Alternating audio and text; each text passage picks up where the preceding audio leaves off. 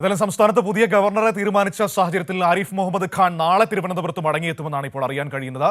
നേരത്തെ 28-നാണ് എത്താനാണ് തീരുമാനിച്ചിരുന്നത്. പക്ഷേ ഇപ്പോൾ യാത്ര വെട്ടിച്ചുരുക്കി നേരത്തെ എത്തുകയാണ്. വിവരങ്ങളുമായി ഷീജ തിരുവനന്തപുരത്ത് നിന്ന് ചേരുകയാണ്. ഷീജ, പതിവിലധികം ദിവസവും എപ്പോഴും ഗവർണർ സംസ്ഥാനത്തിന് പുറത്താണെന്ന കാര്യം നമുക്കറിയാം. ഇത്തവണയും അതുപോലെ തന്നെയായിരുന്നു. 28-ാം തീയതി തിരികെ എത്തുമെന്നാണ് പറഞ്ഞിരുന്നത്. പക്ഷേ ഇപ്പോൾ ആളെ മാറ്റിയ സ്ഥിതിക്ക് വളരെ വേഗത്തിൽ വന്ന് മടങ്ങിപ്പോകാനുള്ള പരിപാടിയാണോ?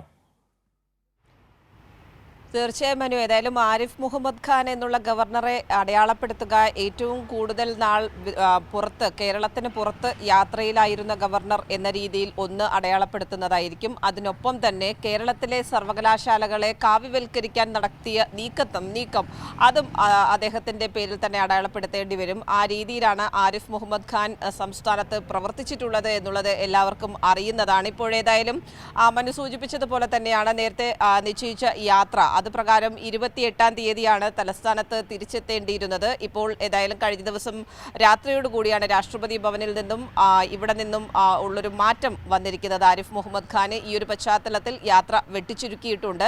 നാളെ ഉച്ചയോടോ അല്ലെങ്കിൽ വൈകുന്നേരത്തോടു കൂടിയോ തിരുവനന്തപുരത്തേക്ക് തിരിച്ചെത്തും എന്നുള്ളതാണ് നമുക്കിപ്പോൾ മനസ്സിലാക്കാൻ സാധിക്കുന്നത്. അതിനുശേഷം വേഗത്തിൽ ഇവിടെ നിന്നും മടങ്ങുന്നതിനുള്ള നടപടിക്രമങ്ങളിലേക്ക് കടക്കുക എന്നുള്ളത് തന്നെയാണ് ആരിഫ് മുഹമ്മദ് ഖാൻ തീരുമാനിച്ചിട്ടുള്ളത്.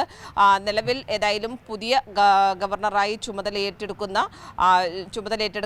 ചുമതലയേറ്റെടുക്കുന്നതുമായി ബന്ധപ്പെട്ട് ഉള്ള കൃത്യമായ തീയതിയൊന്നും വന്നിട്ടില്ല. പക്ഷേ ഇത്തരത്തിൽ യാത്ര വെട്ടിച്ചുരുക്കി അടിയന്തരമായി തന്നെ ഇങ്ങോട്ടേക്ക് എത്തുന്നു എന്നുള്ളതാണ് നമുക്കിപ്പോൾ മനസ്സിലാക്കാൻ സാധിക്കുന്നത്. ഏതായാലും സ്വാഭാവികമായും നാളെ എത്തുമ്പോൾ മാധ്യമങ്ങൾ സ്വാഭാവികമായും അദ്ദേഹത്തിൻ്റെ പ്രതികരണം ആരായും എന്നുള്ളതിൽ സംശയമില്ല.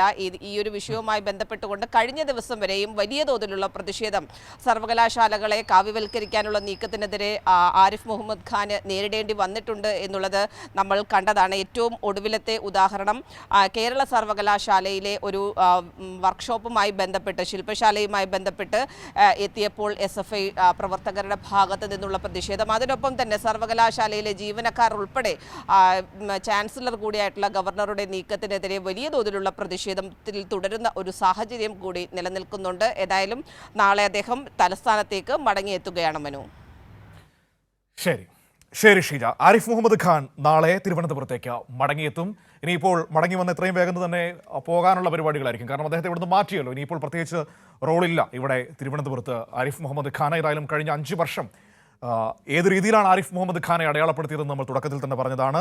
ഏറ്റവും കൂടുതൽ ഭരണഘടനാ വിരുദ്ധമായ നടപടികളുടെ പേരിൽ പഴികേട്ട ഗവർണർ, സുപ്രീം കോടതിയുടെ അടക്കം ശകാരം കേൾക്കേണ്ടി വന്ന ഗവർണർ എന്ന പേരിലായിരിക്കും ആരിഫ് മുഹമ്മദ് ഖാനെ ചരിത്രം അടയാളപ്പെടുത്തുക. വിവരങ്ങളാണ് ഷീജ നൽകിയത്.